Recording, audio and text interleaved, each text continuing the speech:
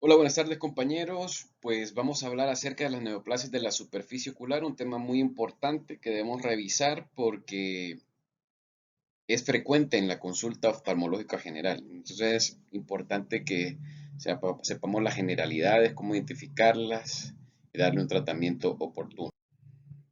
Entonces, para hablar acerca de los tumores de la superficie ocular, tenemos la neoplasia escamosa de la superficie ocular, tumores linfoides y tumores melanocíticos, ¿verdad? Estos son los tres grandes grupos de los tumores de la superficie ocular. Neoplasias escamosas, tumores linfoides y tumores melanocíticos. Entonces vamos a empezar a hablar acerca de las neoplasias escamosas de la superficie ocular, ¿verdad? En donde hay que grabarnos estas imágenes porque así es como se ven este tipo de lesiones, ¿verdad? Con una apariencia gelatinosa. Podemos observar una leucoplasia focal en la porción corneal, ¿verdad? Y en donde se pueden observar vasos nutricios. Entonces, generalmente estos tienen ese aspecto de gelatinoso, ¿verdad? Un patrón vascular en sacacorchos y con muchos vasos nutricios. Cuando estamos frente a estas imágenes con un paciente, entonces rápidamente tenemos que pensar en las neoplasias escamosas de la superficie ocular. Entonces, la conjuntiva vulvar pues es un epitelio escamoso estratificado no queratinizado con células caliciformes, ¿verdad? Y una delicada membrana basal que descansa sobre el estroma subyacente. Entonces esto es bastante importante, ¿verdad? Porque tenemos un estroma, tenemos un epitelio estratificado no queratinizado, ¿verdad? Una membrana basal y un estroma, en donde esta membrana basal descansa subyacente. Entonces, en función de la localización, histológicamente se pueden dividir estas neoplasias escamosas de la superficie, ¿verdad? Aquí tenemos unas imágenes en donde podemos ver una neoplasia, un neso, de ahora en adelante le vamos a llamar neso, ¿verdad? En donde aquí se puede observar un patrón conjuntival vascular en sacacorchos, ¿verdad? Con una apariencia gelatinosa, ¿verdad? En la imagen B ya tenemos un examen histológico, ¿verdad? Tenemos un examen histológico en donde podemos ver un tejido superficial queratinizado, aquí donde podemos observar la letra K, ¿verdad? Una membrana basal intacta, entonces se realiza un diagnóstico de una neoplasia intraepitelial conjuntival, ¿verdad? O sea, es decir, un NIC.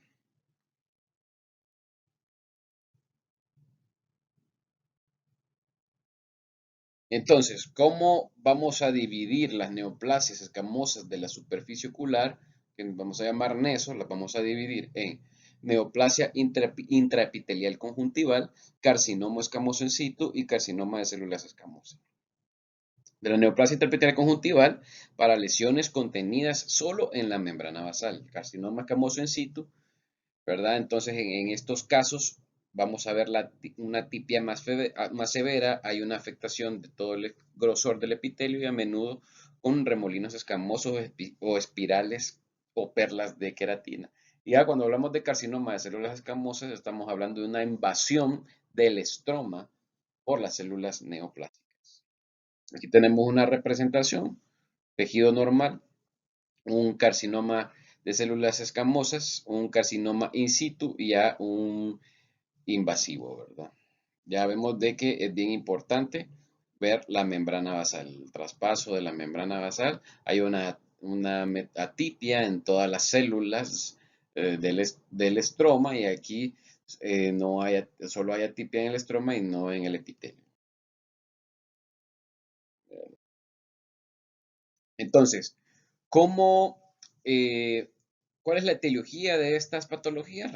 Es muy sencillo, radiación ultravioleta, ¿verdad? Bien importante darle educación a nuestros pacientes con respecto a esto. Infección del virus de inmunodeficiencia humana, el VIH, infección por el virus del papiloma humano y otros factores etiológicos.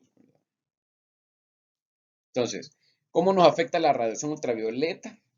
Pues ya sabemos, los rayos UV como factor etiológico importante en la patogénesis, se demostró una disminución del 49% de la tasa de los nesos por cada aumento de 10 grados en la altitud. La piel clara identifica iris pálidos, una progresión a las quemaduras solares y exposición prolongada al sol en los primeros años de vida como factores de riesgo del neso. También tenemos las infecciones por el virus de inmunodeficiencia humana. En un estudio en Malawi se descubrió que el 79% de los pacientes diagnosticados con un neso eran VIH positivos. También tenemos el virus, la infección por el virus del papiloma humano, en donde varios estudios han demostrado una asociación entre los subtipos del VPH y el neso, más que todo los subtipos 6 y 11. Otros factores etiológicos, como el tabaquismo, la exposición a derivados de petróleo, también se ha informado que ha tenido una asociación con los pterigiones y finalmente ha habido informes de los casos de neso en pacientes inmunodeprimidos con neoplasia, ya sea un linfoma o leucemia, tras el trasplante de órganos. Entonces, podemos ver aquí las características clínicas, ¿verdad? En la imagen tenemos una neoplasia de epitelio conjuntival, o sea, un aspecto clínico clásico del NIC ubicado en el limbo, ¿verdad? En la zona interpalpebral. Hay que tener en cuenta la apariencia gelatinosa. En la 2 tenemos un carcinoma de células escamosas de la conjuntiva. Hay que tener en cuenta los grandes recipientes, los grandes vasos de alimentación. Y en el 3, pues tenemos una neoplasia escamosa de la superficie ocular. Podemos ver esa apariencia clínica, una vascularidad en el sacacorchos, apariencia gelatinosa.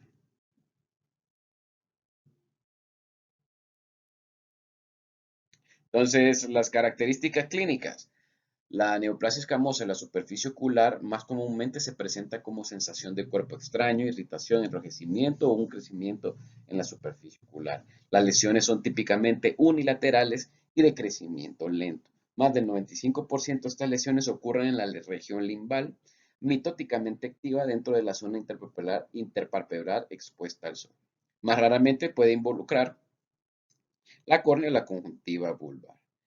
En ocasiones también puede afectar la conjuntiva palpebral o la conjuntiva vulvar o solo la córnea, ¿verdad? Aquí tenemos estas lesiones, ¿verdad? Estas imágenes, ¿verdad? En donde en la A tenemos un neso que se extiende como una lámina plana sobre la córnea, ¿verdad? En la imagen B ya tenemos un neso con una vascularidad intrínseca propiamente y vasos de alimentación.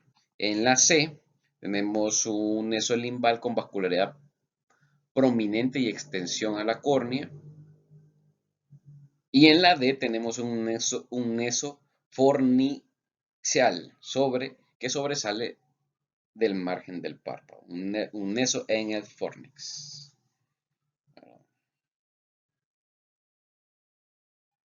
Aquí tenemos más imágenes, ¿verdad? Que vemos los nesos pueden ser de todas las formas. En la imagen A tenemos un neso vascular gelatinoso en el limbo temporal.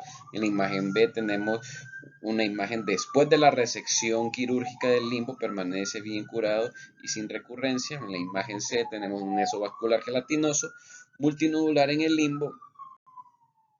Y en la imagen D, después del interferón alfa que se le aplicó a este paciente, dejando el limbo intacto.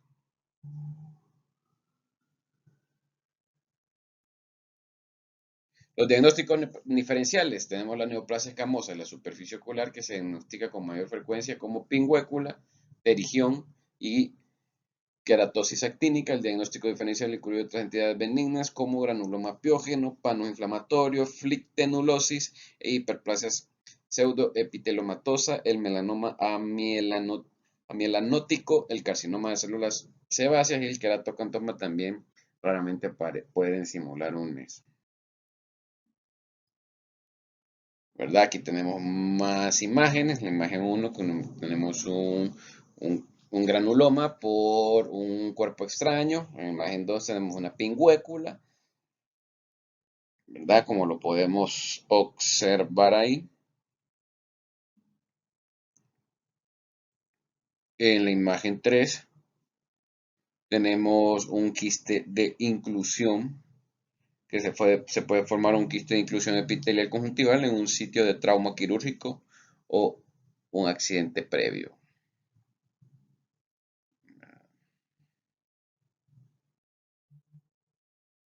Aquí también tenemos queratosis actínica, como lo podemos observar aquí, ¿verdad? Son lesiones leucopláquicas, bien circunscritas, elevadas, límbicas, que crecen lentamente en el epitelio del área interparpebral, generalmente sobre una pingüécula, interrupción o un terigión preexistente y pueden simular un carcinoma, queratosis actínica. Aquí tenemos una angiografía de tomografía de coherencia óptica, o sea, un OCTA, que demuestra la vascularización intrínseca del tumor. Evaluación diagnóstica, citología diagnóstica, citología exfoliativa y citología de impresión, microscopía confocal, tomografía de coherencia óptica de ultra alta resolución y biopsia. Más común, nosotros hacemos biopsia, ¿verdad? La citología exfoliativa se utiliza un cepillo o una espátula para raspar la superficie de la lesión sospechosa y las células se envían en un portaobjetos a patología. Se fija con alcohol 95 y se tiñe con una técnica de Papa Nicolau. Una desventaja importante es que la naturaleza superficial de la muestra puede hacer que le falten células tumorales. Además, con esta técnica no es posible determinar el grado de invasión tisular y localizar.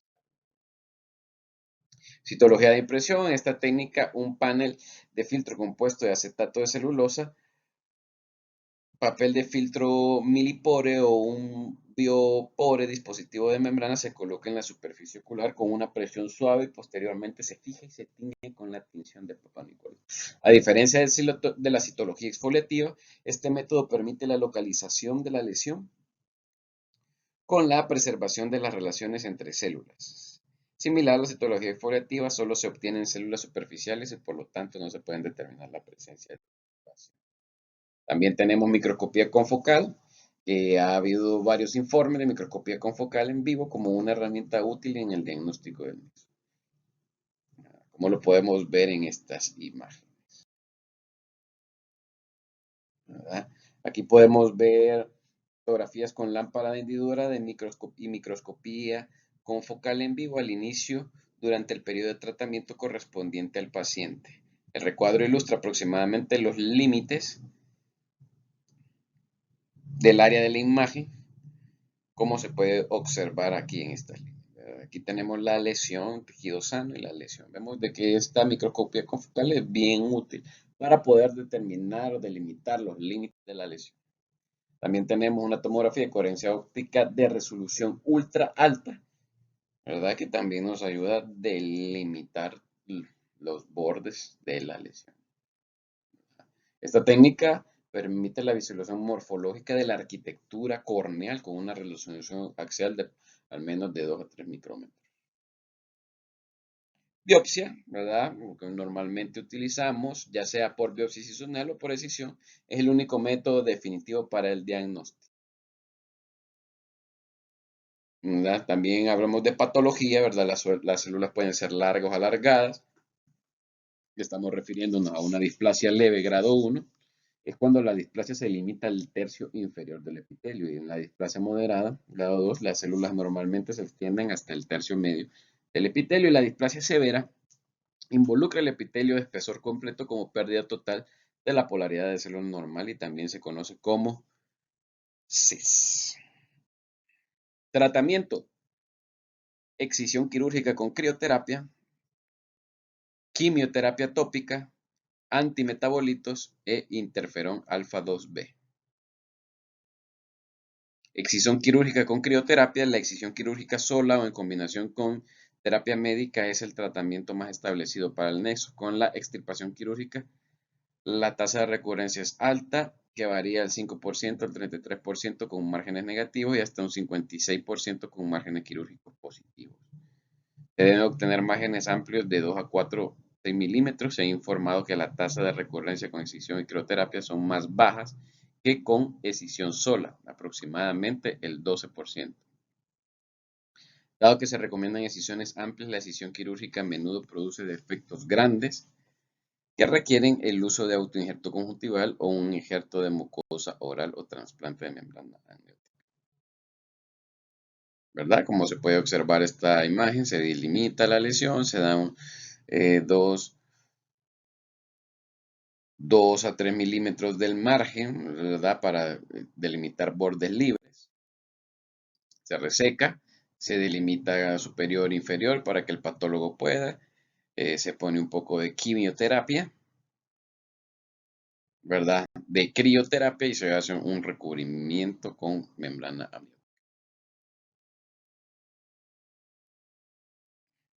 La quimioterapia tópica la podemos hacer con mitomicina C, 5-FU, que es el 5-fluorouracilo, o el interferón alfa 2B.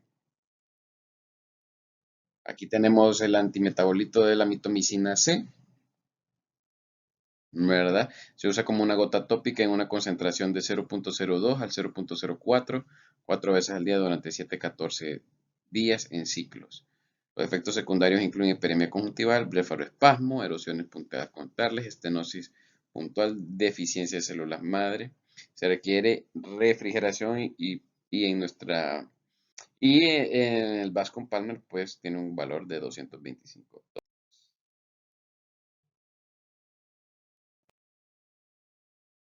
También tenemos la mitomicina al 0.2%, que es una forma en donde la podemos diluir. También tenemos el 5-FU, ¿verdad? Que el 5-FU es un poco menos, con menos efectos secundarios que la mitomicina, pero con un costo un poco más barato, ¿verdad?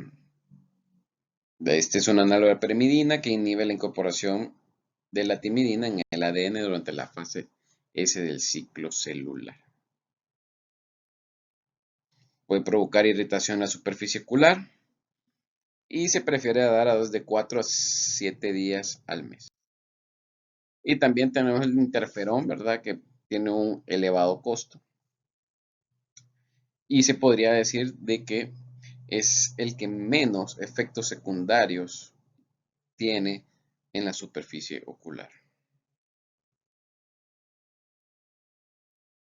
Se puede administrar inyecciones subconjuntivales y esto puede administrarse una vez a 3 veces por semana.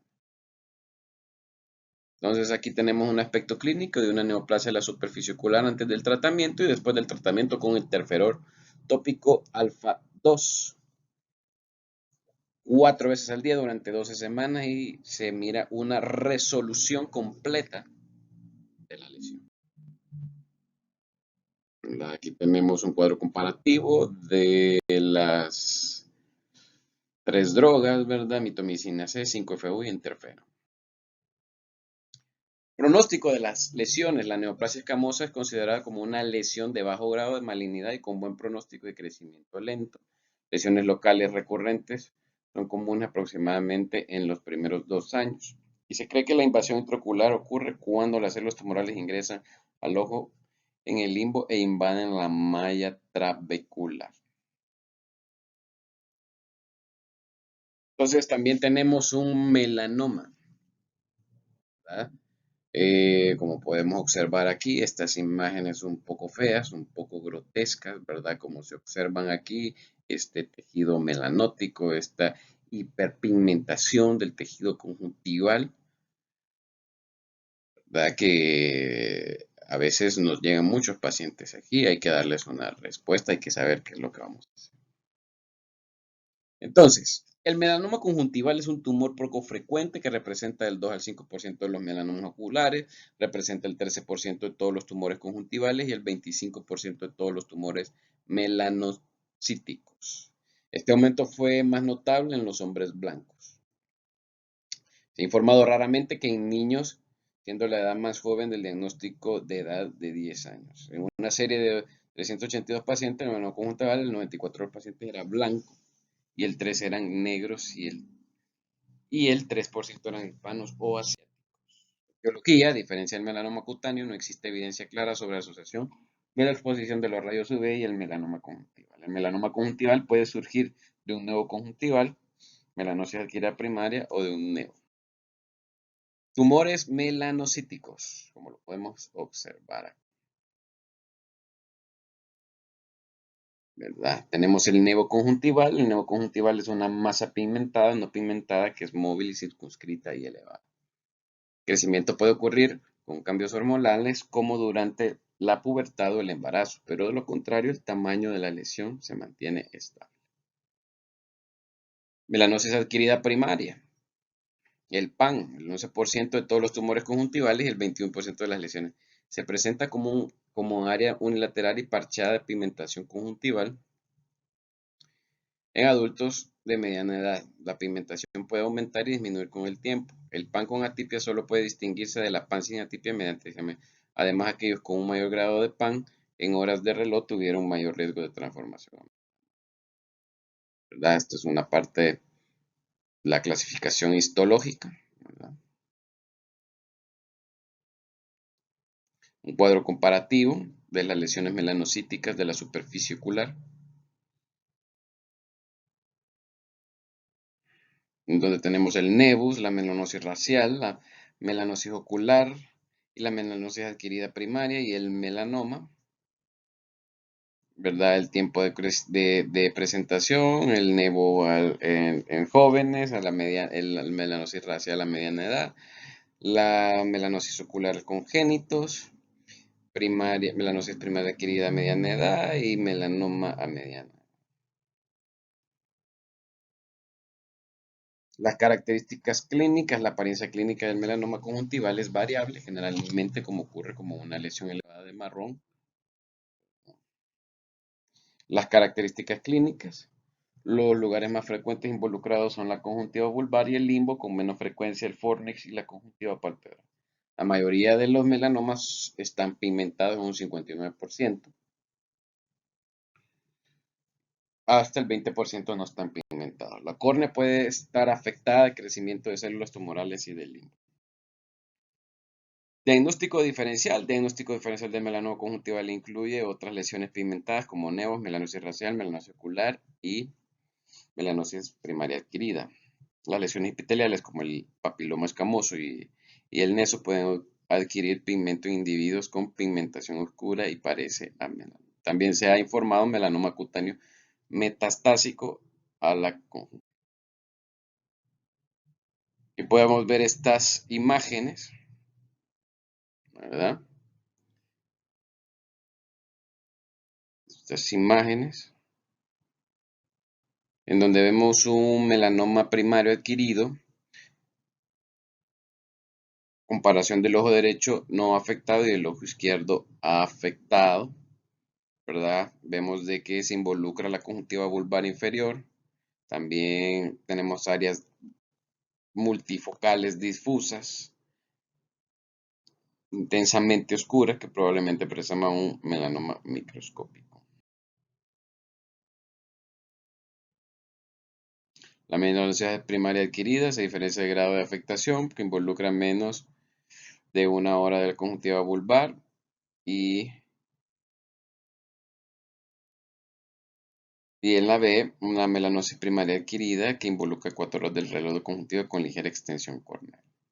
En la imagen C vemos una melanosis adquirida primaria que involucra 6 horas de la conjuntiva vulvar. Hay de todas de diferentes grados de afectación.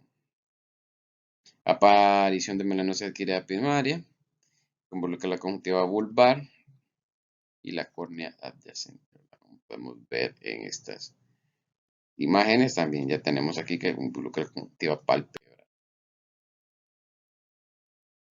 Aquí tenemos casos sombríos en donde vemos una transformación de melanosis adquirida primaria, ¿verdad? En melanoma. Es bien importante tener cuidado de estos estos tumores, de estas PAN, de estas melanocias de actividad primaria, porque nos pueden generar un melanoma.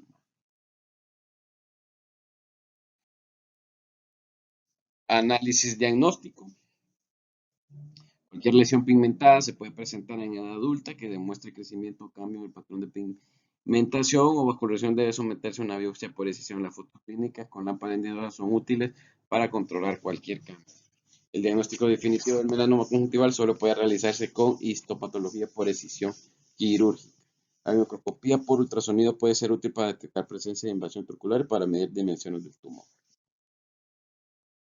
La patología del melanoma conjuntival está compuesto por células melanocíticas malignas con atipia nuclear, núcleos prominentes y abundante citoplasma. Las células normales comienzan inicialmente en el área basal del epitelio, pero luego invaden el estroma donde obtiene acceso a los vasos linfáticos conjuntivales. Las características patológicas que predicen un peor pronóstico incluyen la propagación vagetoide, la presencia de células epiteloides, evidencia histológica de invasión linfática y un alto número de figuras mitóticas. Como se demostró con melanomas cutáneos, la profundidad de la invasión es un factor pronóstico importante. Los marcadores inmunohistoquímicos como S100, Melan-A y HMB45 pueden usarse para ayudar en el diagnóstico.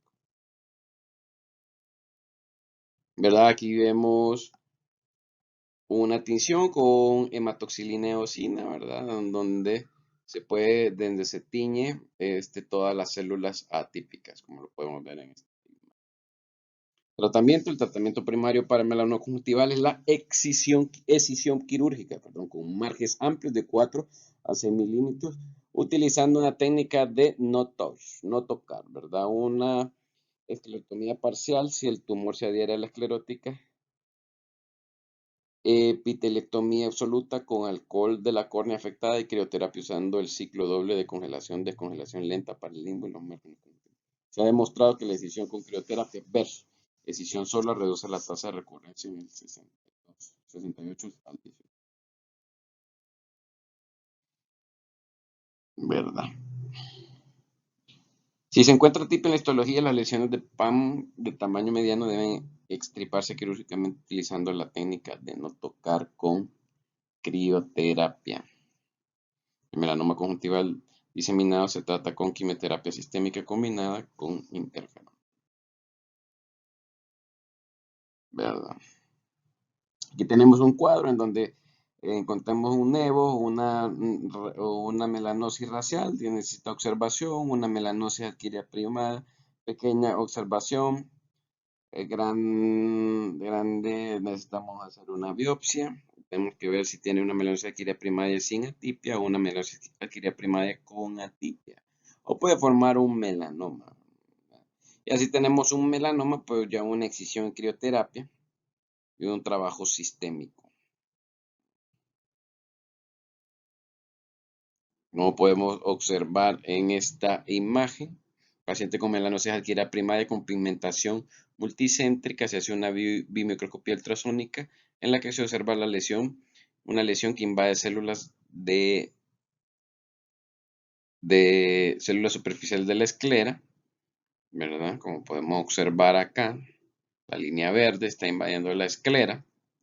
Después de realizar tratamiento adyuvante con cloruro de mitomicina C, se trató la invasión escleral con braquiterapia episcleral con placa de iodo 125. No se evidencian signos de recurrencia 5 años después del tratamiento. Pronóstico: la recurrencia local es común después de la cirugía y las tasas de recurrencia se estiman entre 43 y 50% a los 10 años. Cualquier recurrencia de tumor, ya sea pigmentado, no debe extirparse quirúrgicamente y tratarse con crioterapia. Los ganglios linfáticos regionales más comunes que están involucrados son los preauriculares o mandibulares y ganglios linfáticos cervicales más profundos. Los sitios más comunes de metástasis a distancia son el cerebro, el hígado y los pulmones. Se ha informado que la tasa de mortalidad a 10 años oscila entre el 13 y el 30%. Pronóstico desfavorable se asocia con tumores no limbales, la presencia de márgenes tumorales positivos en la patología y melanoma. Debido a la alta tasa de metástasis, los pacientes deberían ser monitoreados regularmente por enfermedad metastásica. El examen físico debe incluir la palpación de los ganglios linfáticos, de la cabeza y del cuello y se recomienda una radiografía de tórax y una resonancia magnética. También tenemos el linfoma conjuntival, ¿verdad? Que es el parche en salmón, ¿verdad? Los linfomas conjuntivales son la tercera neoplasia maligna conjuntival más común después del melanoma y representan 1.5% de los tumores conjuntivales. El linfoma anexial ocular es más común en la órbita en el 64% de los casos, seguido de la conjuntiva en 28% de los casos y los párpados en 8%. Representa el 2% de todos los casos del linfoma de Hodgkin y el 8% de todos los casos del linfoma no de Hodgkin en sitios extranodales. La edad promedio de presentación para el linfoma conjuntival es la sexta década de la vida. Generalmente bilateral en el 20-38% de los casos y tiene una afectación sistémica en el 20-31% de los casos.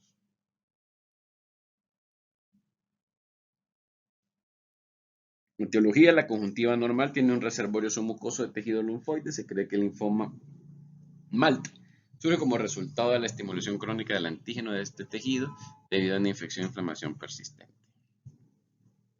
También se ha identificado varios microorganismos, incluidos el Helicobacter pylori, Chlamydia psittaci, hepatitis C y virus linfotrófico de células T humanas.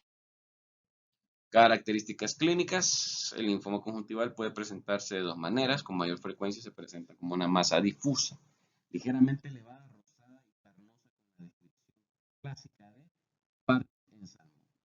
Se localiza con mayor frecuencia en la conjuntiva fornicial o media vulvar, escondida debajo del párpado de los cuadrantes superior e inferior. Por lo general es indolora con un inicio insidioso. Con menos frecuencia el linfoma conjuntival se presenta como una conjuntivitis folicular, ¿verdad? Como lo podemos observar en estas imágenes. ¿De acuerdo?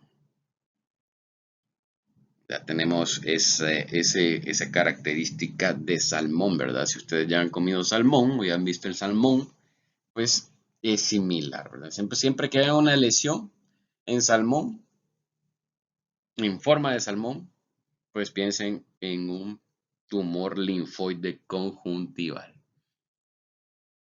¿De acuerdo? Parche en salmón.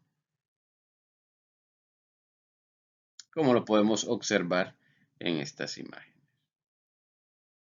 Más imágenes del parche en salmón. Miren todas las formas para que se les queden. ¿Verdad? Y aquí podemos ver una progresión de la conjuntivitis folicular crónica, una expresión clínica de un linfoma folicular, ¿verdad? Que nos puede dar la apariencia de un linfoma, ¿verdad?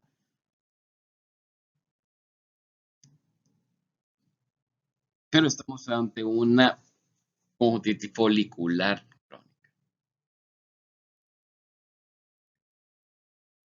que también podemos encontrar linfomas conjuntivales en forma folicular, ¿verdad? Que ya no están tan una superficie lisa, sino que ya vemos como folículos alrededor del linfoma. Diagnóstico diferencial.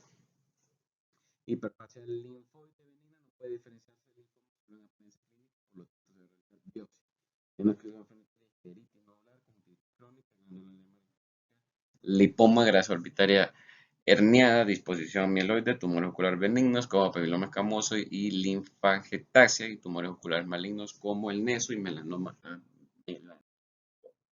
Análisis diagnóstico. El diagnóstico debe confirmarse mediante biopsia. Podemos hacer una microscopía óptica o una inmunohistoquímica. Patología. Los tumores linfoides están compuestos de láminas solas de linfocitos y pueden clasificarse como hiperplasia reactiva benigna o hiperplasia linfoide típica o linfoma maligno. Otros subtipos histológicos incluyen células foliculares linfoplasmocíticas, células del manto y células difusas de células B grandes. Los linfomas mal de células foliculares o linfoplasmocíticas son tumores de bajo grado con un curso indolente, mientras que los linfomas de células del manto o células B grandes difusas se consideran tumores de alto grado curso agresivo. El tratamiento. Se ha demostrado que la radioterapia es efectiva para todos los diferentes subtipos de linfoma conjuntival. conjuntivas con tasas de control focal que van desde el 91 al 100%.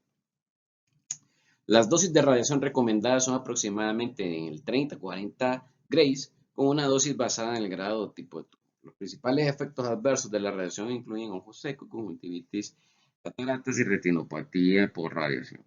La decisión quirúrgica con crioterapia de la enfermedad localizada se puede considerar cuando las lesiones son pequeñas. Se ha informado con éxito las inyecciones intralesionales del interferón alfa 2. Aquí vemos cómo tenemos un paciente con un linfoma conjuntival, ¿verdad? Antes y después de la aplicación de radioterapia con 30 grays, ¿verdad?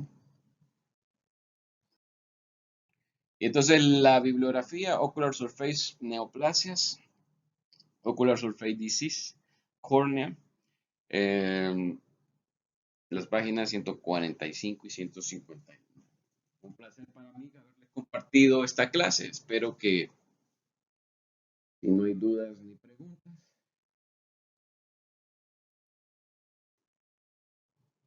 ¿verdad? Entonces todo queda bien. Un tema muy importante en donde tenemos que tomar en cuenta todas las características clínicas de las lesiones que nos llegan a nuestra consulta para poder clasificarlas y determinar así el abordaje médico quirúrgico que le vamos a dar a esta lesión.